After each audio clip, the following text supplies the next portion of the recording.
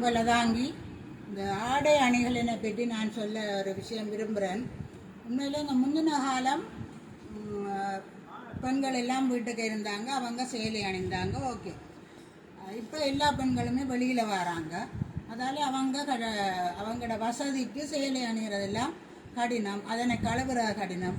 ஏற்கனவே ஒரு பதிவில் கூட நான் அதை சொல்லியிருக்கிறேன். ஆனால் அதை திரும்ப திரும்ப வயது போனவர்கள் அப்படி ஆடி அணியணும் இப்படி ஆடி அணியணும் என்ற ஒரு கமெண்ட்ஸ் வந்து கொண்டே இருக்குது. இப்போ நான் பொருளாதார ரீதியில், அதாவது பொருளாதார ரீதியில் சொல்ல வரேன். உங்களுக்கு தெரியும், அந்த காலமே இந்த மேக்ஸி முழுக்காவுனண்டா அணிஞ்சவங்க. அதுக்கெல்லாம் படி பேட்டன் வச்சு ஜோக் வச்சு கீழே ஃப்ரில் வச்சு எல்லாம் வந்து மேக்ஸி கவுனண்டா அணிஞ்சவங்க. அந்த மேக்ஸி கவுன் அதைத்தான் இப்போ இளம் யுவதிகள் அதை மொடல் கவுன், அதாவது மொடல்ன்ட்டு அதே வகையில் போடுறாங்க.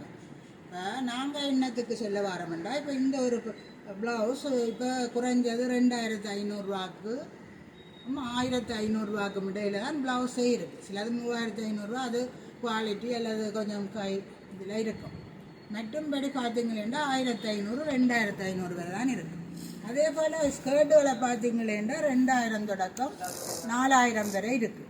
அப்படி பார்த்தா ஒரு ஸ்கர்ட்டும் ப்ளவுஸும் கொள்வனவு செய்கிறதுக்கு அதுக்கு பிறகு உள்ளாடைகள் ரெண்டெல்லாம் பார்த்தா கிட்டத்தட்ட ஒரு பெண்ணுக்கு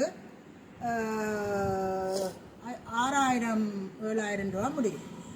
ஆனால் இப்போ சிலர் என்ன இப்போ செய்கிறோம், வயது முதிர்ந்ததில்லை, அவைகிட்ட இருக்கிற ஒரு பழைய சாரியை எடுத்துக்கொண்டு ஒரு கவுன் தைக்கணும், சரியா?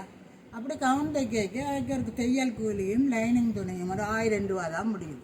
அப்போ ஒரு முதியவர்கள், வசதி குறைந்தவர்கள் அல்லது முதியவர்கள், இனி நாங்கள் இதனை பயன்படுத்த மாட்டோம் என்று நிற்கிறவர்கள் தங்களுடைய ஒரு சாரியை கொடுத்து ஒரு 1000 ரூபா செலவில் தைச்சு போடுறது தவறா, சரியா? அதுக்கு நீங்கள் தான் பதில் சொல்லணும். ஏனெண்டா சிலர் வயது போனால் மூளைக்கு இருக்கணும், வயது போனால் முக்காடு போடணுமெண்டா நீங்கள் தமிழர்களுக்கு முஸ்லீம் கலாச்சாரத்தை கொண்டாங்க. அதை கொண்டுக்கிட்டா ஓகே, உங்களோட பெண்கள் வயது முதிர்ந்து எல்லாருமே ஃபுல்லாக அணிஞ்சு இப்படி எல்லாம் போட்டு கொண்டு இருப்பாங்க. அதை கொண்டாங்க. உங்களோட தமிழ் கலாச்சாரத்தை நாங்கள் வளர வைக்கணும். தமிழ் கலாச்சாரம் வயது போனவர்களால் குன்றுகிறதென்றால் அந்த கலாச்சாரத்தை கொண்டு வாங்க. இவ்வளவு தான். Okay, thank you.